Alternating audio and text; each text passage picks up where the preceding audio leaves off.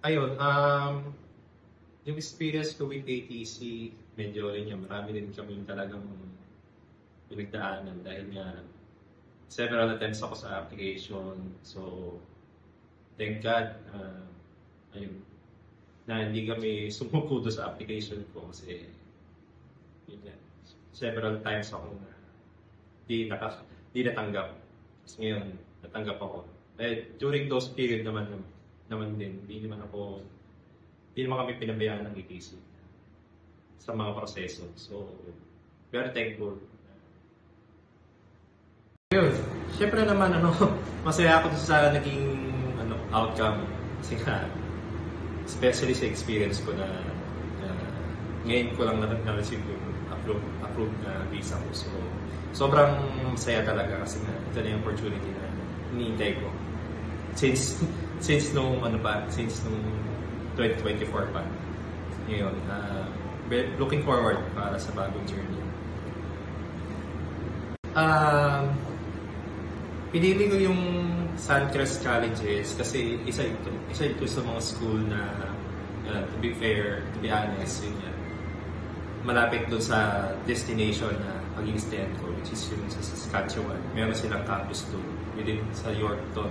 So, doon din yung wife ko, currently studying right now. So, isa yun sa mga main factors ba't ko pinili yung school, yung Suncrest Colleges.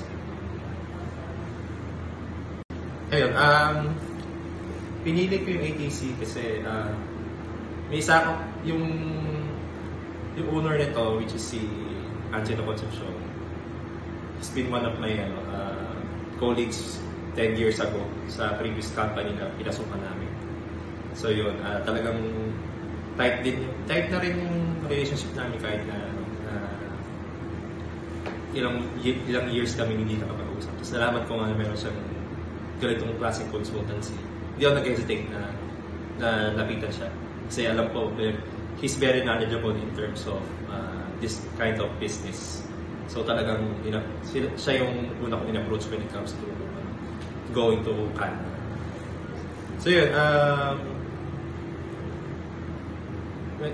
ang masasabi ko lang sa ATC, yun yan,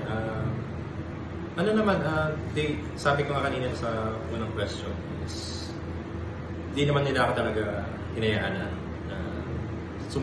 na mag-process ng mga papers, and then even though na several times ako nagkaroon ng problems pagdating sa application. So, nandiyan pa rin naman.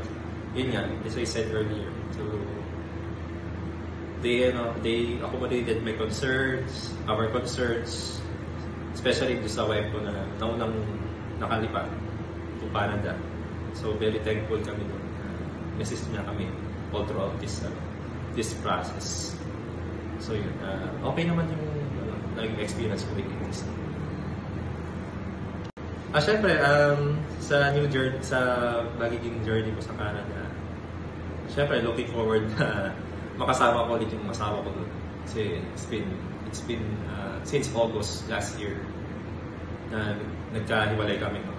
Parang LDR na yung dating. So, yun yung unang-una ko siyempre na look forward dating sa Canada, siyempre. Tapos, siyempre, yung mother ko na nandun na since 2018. So, di pa siya nakakabalik dito sa Pinas. So, doon na kami most likely mag-meet. So, yun na. Very, very excited na rin ako sa pagpunta next week. So, tapos, of course, yung experience ng pag-aaral ulit kasi ilang taon na akong graduate sa college. So, nag-work ako for, let's say, 14 years after kong mag-college. So, mag-aaral ulit ako. So, nakakapanibagong experience na naman ito pagdating sa akin. Even though nakapag-aral na ako before, natapos ka na pag-aaral ko. And then, yun nga, yung Canada itself, especially ngayong season, what I've heard is talagang winter season pa rin hanggang March. So, yun isa yun sa mga nilook forward ko na pagpunta ron, yung weather, kakaiba. Kahit naman may ginawin ako, pero looking forward to go to Canada.